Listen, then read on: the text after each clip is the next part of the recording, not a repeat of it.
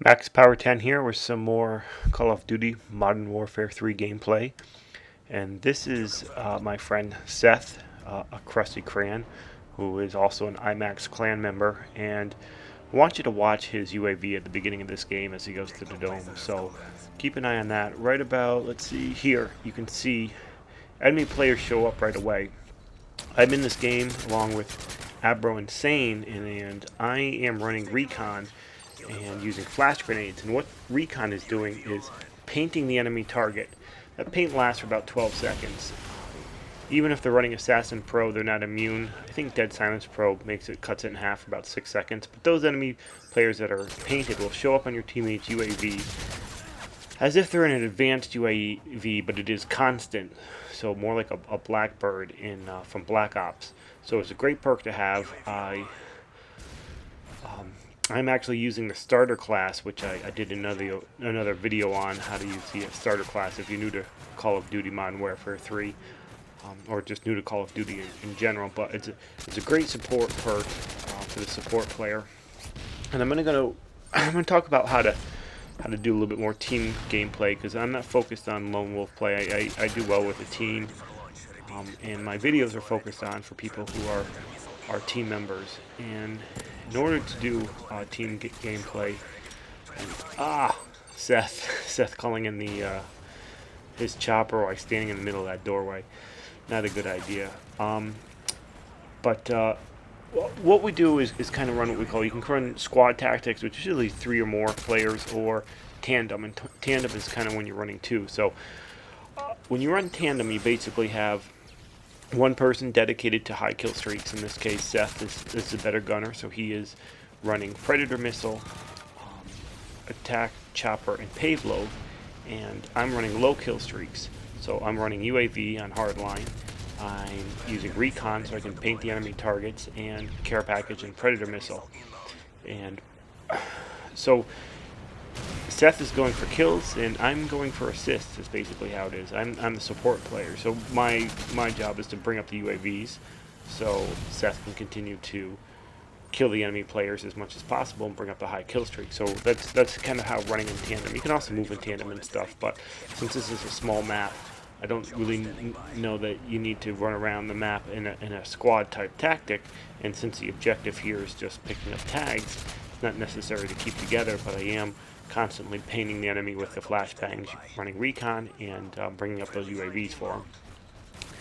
So to kill confirm, this game type sort of like the collision. The collision, they definitely got to do something about the player collision in Call of Duty. Just kind of get stuck on each other. It's like you can't move around them.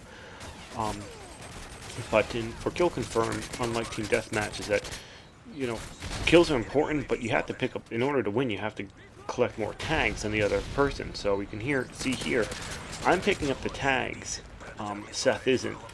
His main job is to kill the enemy players, and I try not to go for tags unless I know I can get at least 2 or more, because I don't want to. If I get 1 and die, and it's kind of a 1 for 1, you want to get more than they get.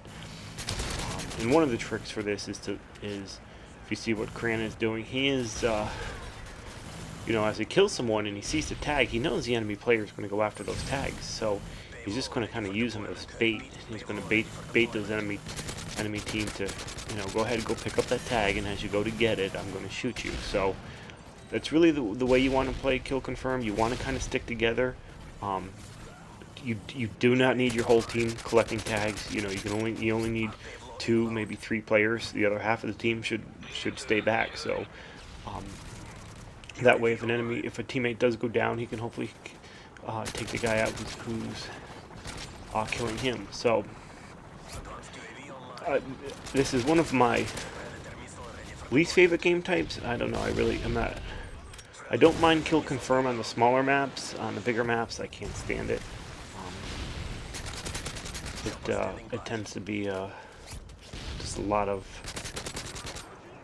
I don't know, seems to be a lot of running around, a lot of getting shot in the back. I'm not someone who really cares about getting shot in the back. So the spawns are kind of all over the place. There's a lot of action, but this game type tends to frustrate me at times. The team that sticks together and camps the most is probably the team that's going to win. with Team Deathmatch, you can kind of run around a little bit more like a squad and switch spawns and breach a presence. But here, you really have to be mindful of how you're collecting those tags and who's doing that.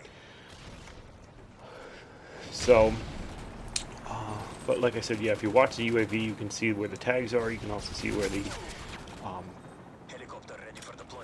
enemy team that I've painted. So I'm using the recon and also using a launcher to help paint some of those enemy teammates. And yeah, I definitely believe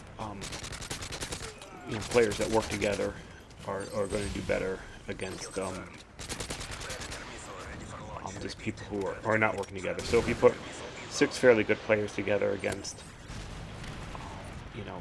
I would say 6 average players, but those average players are more coordinated, I think they might have less skill, but they'll probably end up winning those objective games because they're working together, where the skilled players are just kind of running around shooting everyone.